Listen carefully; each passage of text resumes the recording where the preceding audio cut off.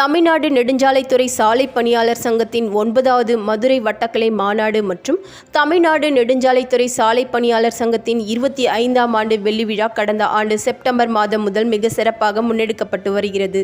இந்நிலையில் வெள்ளி விழா ஆண்டு நிறைவு விழாவுடன் சங்கத்தின் 9வது மாநில மாநாட்டை மிகச் சிறப்பாக எடப்பாடியில் நடத்துவதென்று மாநில செயற்குழு முடிவெடுத்துள்ளது.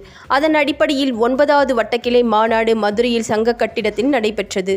மாநாட்டில் சென்னை உயர்நீதிமன்ற சாலை பணியாளர்களின் 41 மாத பணி நீக்க காலத்தை பணிக்காலமாக அறிவிக்க தமிழக அரசை வலியுறுத்துவது உட்பட பல்வேறு தீர்மானங்கள் நிறைவேற்றப்பட்டன. மாநாட்டிற்கு வட்டக்கிளை தலைவர் முருகன் தலைமை வகித்தார். மாவட்ட மகளிர் துணைக்குழு அமைப்பாளர் ரம்யா பேரணியை தொடங்கி வைத்து சிறப்புரையாற்றினார். மாவட்ட செயற்குழு உறுப்பினர் ஜஸ்டின் சம்பத்குமார் அஞ்சலி தீர்மானத்தை முன்வைத்தார்.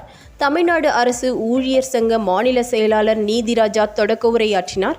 வட்டக்கிளை செயலாளர் அழகேந்திரன் செயலாளர் அறிக்கையை முன்வைத்தார். வட்டக்கிளை பொருளாளர் செந்தில் பாண்டியன் பொருளாளர் அறிக்கையை முன்வைத்தார். மாவட்ட தலைவர் வி மணிமாறன், மாவட்ட செயலாளர் த மனோகரன் ஆகியோர் சிறப்புரையாற்றினார். தொடர்ந்து புதிய வட்டக்கிளை நிர்வாகிகள் தேர்ந்தெடுக்கப்பட்டனர். தலைவராக முருகன், துணைத் தலைவராக சுப்பையா, செயலாளராக அழகேந்திரன், இணைச் செயலாளர்களாக கருணாநிதி, ஜஸ்டின் சம்பத்குமார், பொருளாளராக செந்தில் பாண்டியன், மாவட்ட செயற்குழு உறுப்பினராக சுரேஷ் ஆகியோர் ஒருமனதாக தேர்ந்தெடுக்கப்பட்டனர்.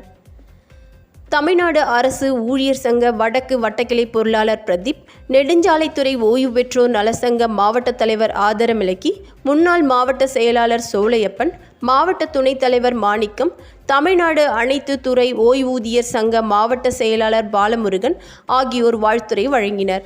மாநில பொருளாளர் தமிழ் நிறைவுரையாற்றினார். வட்டக்கிளை இணைச் செயலாளர் கருணாநிதி நன்றியுரையாற்றினார்.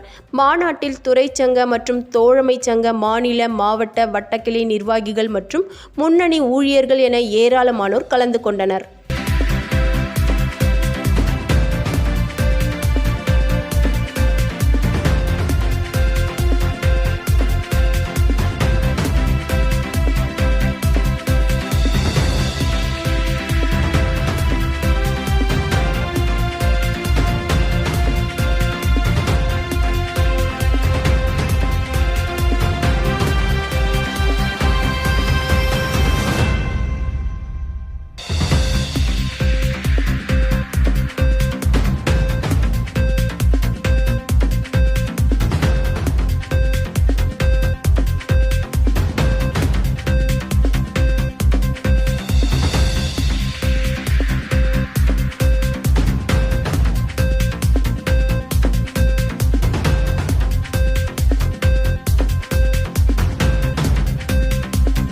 உள்ளூர் செய்திகள் முதல் உலகச் செய்திகள் வரை தெரிந்து கொள்ள மதுரை முரசு சேனலை சப்ஸ்கிரைப் செய்யுங்கள்.